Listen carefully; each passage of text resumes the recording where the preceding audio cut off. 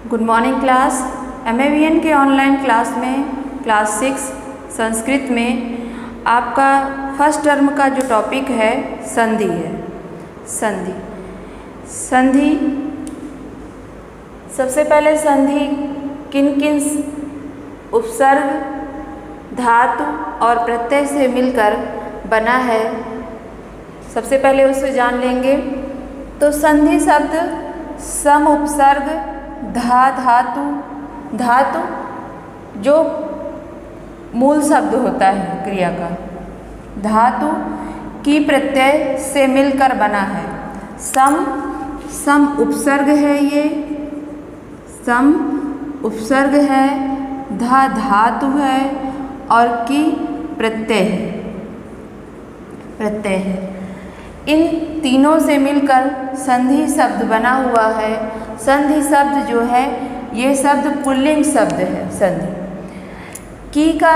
की प्रत्यय जो है, इसका जो का है, इसकी जो है इत संज्ञा हो जाती है, संज्ञक वर्ण है, इत संज्ञा हो जाती है, यानी इसका लोप हो जाता है, सिर्फ ई बचता है। तो धा में ई जब लगाते हैं तो वही संधि हो जाता है। सम से सम धी संधि हो जाता है, का लोप हो जाता है। ठीक है, संधि शब्द पुल्लिंग शब्द है। संधि शब्द का अर्थ है मेल या योग। योग मतलब मिलाना, अर्थात मिलना मिलाना, योग। संधि दो वर्णों के मेल से जो विकार अर्थात परिवर्तन उत्पन्न होता है उसे संधि कहते हैं। जैसे रमाधन ईसा रमेशा, यहाँ पर जो विकार उत्पन्न हुआ है, जैसे रमा के माँ में दीर्घ आ है, फिर ईसा के ई में दीर्घ ई है, ये दोनों मिलकर ही क्या है, ए बना हुआ है। तो रमेशा यानी परिवर्तन हुआ है, विकार उत्पन्न हुआ है, तो इसी को कहते हैं रमाधन ईसा, यानी विकार या परिवर्तन उत्पन्न होता है उसे संधि कहते हैं। ठीक है, तो इस तरह से हम लोग समझेंगे। संधि के 3 प्रकार हैं। पहला स्वर, जिसको संस्कृत में अच कहते हैं। दूसरा व्यंजन, जिसको संस्कृत में हल कहते हैं। और तीसरा विसर्ग संधि। अच इसलिए कहते हैं कि अच एक प्रत्याहार होता है जिसमें सभी संस्कृत के 9 स्वर होते हैं। संस्कृत में 9 स्वर होते हैं और अच एक प्रत्याहार है जिसके अंतर्गत 9 स्वर आते हैं, आ से लेकर चा तक। और हल क्यों कहते हैं? क्योंकि हल एक प्रत्याहार है और हल प्रत्याहार के अंतर्गत सभी व्यंजन आते हैं, 33 व्यंजन। और स्वर कितने होते हैं? 9। व्यंजन कितने होते हैं? मूलतः व्यंजन होते हैं 33। ठीक है, तो अच मतलब स्वर, व्यंजन मतलब हल। स्वर संधि के प्रकार, वैसे तो स्वर संधि के प्रकार 8 प्रकार होते हैं, लेकिन हमें यहाँ पर आपके जो सिलेबस में दिया हुआ है उसमें हमें सिर्फ 2 ही स्वर संधि पढ़नी है, जिसमें से पहला है आपका दीर्घ स्वर संधि। इसका सूत्र है अका सवर्णे दीर्घा। अका सवर्णे दीर्घा का यहाँ पर मैंने जो है एक्सप्लेन किया है, इसको विस्तृत रूप दिया है कि अका मतलब क्या होगा, सवर्णे मतलब क्या होगा और दीर्घा मतलब क्या होगा। तो आइए जानते हैं। अकः यानी अक एक प्रत्याहार है जिसमें 5 वर्ण आते हैं। कौन कौन से? आ, ई, उ, री, ये 5 वर्ण आते हैं। इन्हीं प्रत्याहार से इनके दीर्घ वर्णों आ, ई, उ, री का भी बोध होता है। इन्हीं प्रत्याहार से, यानी जैसे आ का इनका जो है ये ह्रस्व है, ह्रस्व से इनके दीर्घ का जो रूप है उनका भी बोध होता है, यानी उनका भी हमें पता चलता है। ये हो गया अकः। सवर्णेह क्या होता है? सवर्णेह मतलब सवर्ण, सवर्ण मतलब जो उसी वर्ण का हो, उसी जाति का हो, उसी बराबरी का हो, उसी के समान हो, उसी सवर्ण कहते हैं। सवर्ण, सवर्ण, सवर्ण अक यानी जो आ ई उ री री आने पर, यानी इसी का सवर्ण आने पर, जैसे आ के बाद आ जाए, ई के बाद ई आ जाए, ऊ के बाद बड़ा ऊ आ जाए, री के बाद दीर्घ री आ जाए। और री का दीर्घ नहीं होता है, री को हम री से ही संबोधित करते हैं, ठीक है। री का दीर्घ नहीं होता है, इसे हम दीर्घ री से ही दिखाते हैं आने पर।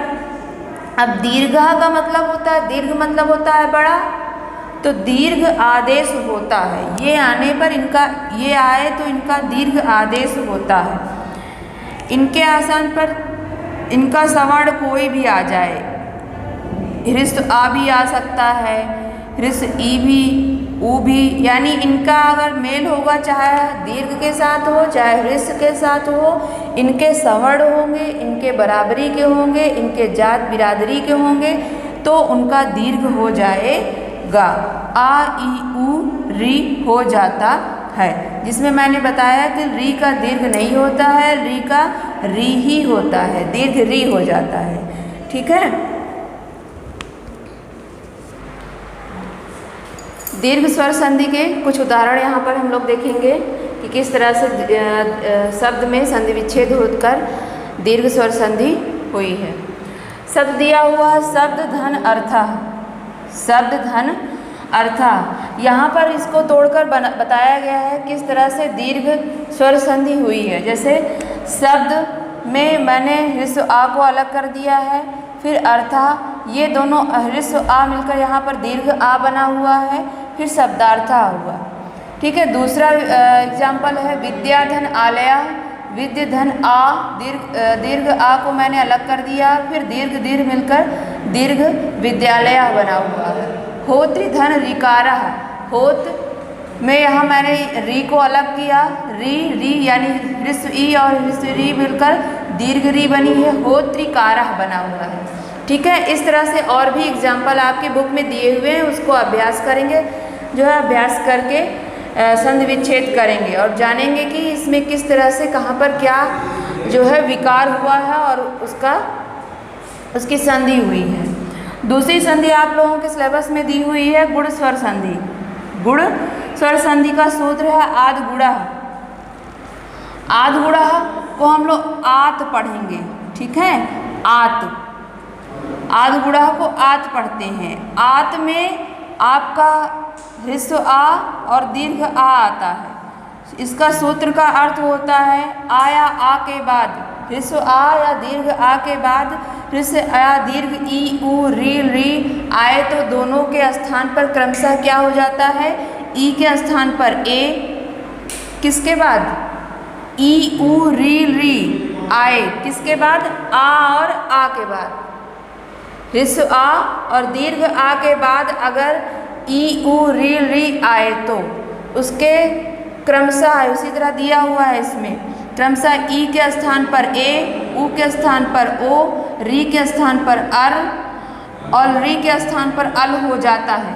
इस तरह से कुछ उदाहरण यहाँ पर दिए गए हैं जिसको हम लोग देखेंगे किस तरह से जो है ए का ई का ए, उ का ओ हुआ है, ठीक है। कुछ ही एग्जाम्पल हम यहाँ पर दिए हैं, आपके बुक में बहुत सारे एग्जाम्पल दिए हुए हैं जिसको आप लोग अभ्यास करेंगे तो क्लियर हो जाएगा। जैसे उपधन इंद्र, तो मैंने यहाँ पर संधि विच्छेद किया, इसका उप में से जो ह्रस्व आ था उसको अलग किया, फिर ई इंद्र का ई मिलकर ए बना और यहाँ पर आपका नियम क्या कहता है, ई आया आ के बाद ई आए तो क्या हो जाए, ए हो जाए, तो ए हो गया यहाँ, तो उप था उपेंद्र हो गया। दूसरा एग्जाम्पल देवधन ऋषि, देव आ री, कह रहा है कि री जहाँ पर आए, आया आ के बाद आया आ के बाद री आया, तो री के बाद क्या हो गया, अर हो गया, तो देवर्षि हो गया, देवर्षि हो गया। फिर उसी तरह तीसरा एग्जाम्पल है तव धन लिकारा, तव धन लिकारा, तो तव को मैंने यहाँ पर जो है इसमें से स्वर को अलग कर दिया। तव धन आ री, री आए कह रहा है कि आ या आ के बाद री आए तो उसका क्या हो जाता है, री का अल हो जाता है। तो यहाँ पर आ और ला अल हो गया, तो बचा क्या, ये ला आधा है तो यहाँ पर आधा लिखा, तवल कारा, ये आ जो है वा में मिल गया तो तवल कारा हुआ। ठीक है, इस तरह से आपके बुक में बहुत सारे एग्जाम्पल दिए हुए हैं जिसको आप लोग अभ्यास करना है स्वयं से। तो सारे डाउट जितना आप अभ्यास करेंगे उतना ही आपका डाउट क्लियर होता जाएगा। तो आपके फर्स्ट टर्म में बस संधि था, संधि ये आपका यहाँ पर क्लियर होता है। अगर कोई डाउट होता है तो उसको पूछेंगे, जब कॉपी चेक कराने के लिए आएंगे तब उसमें डाउट आप लोग क्लियर कर लीजिए अगर कोई डाउट होता है तो। वैसे तो कोई डाउट नहीं होगा, वीडियो को 1 2 बार 3 बार जो है पढ़ेंगे और बुक में जो दिया हुआ है आपके नियम और जो मैंने वीडियो से पढ़ाया हुआ, अगर आप लोग अच्छे से 2 बार पढ़ लेंगे, 1 बार नहीं, 1 बार में कोई चीज़ें नहीं आ जाती हैं। हमें 1 बार तो हम उसको चीज़ को जानते हैं कि उसमें क्या है, दोबारा जब हम पढ़ते हैं तब समझ में आता है कि उसके अंदर क्या है। ठीक है, तो आप लोग 1 बार में नहीं आएगा, कम से कम 2 या 3 बार जिस चीज़ को पढ़ेंगे, समझेंगे और उसको आत्मसात करेंगे, यानी उसका माइंड में आप जो है रिमाइंड करिए कि मैंने क्या पढ़ा है और कैसे पढ़ा है और कहाँ पर क्या ऐड हुआ। तो ये फर्स्ट टर्म का आपका संस्कृत व्याकरण में बस इतना ही सिलेबस है, ये कंप्लीट होता है। आज की क्लास में बस इतना ही। Thank you for watching.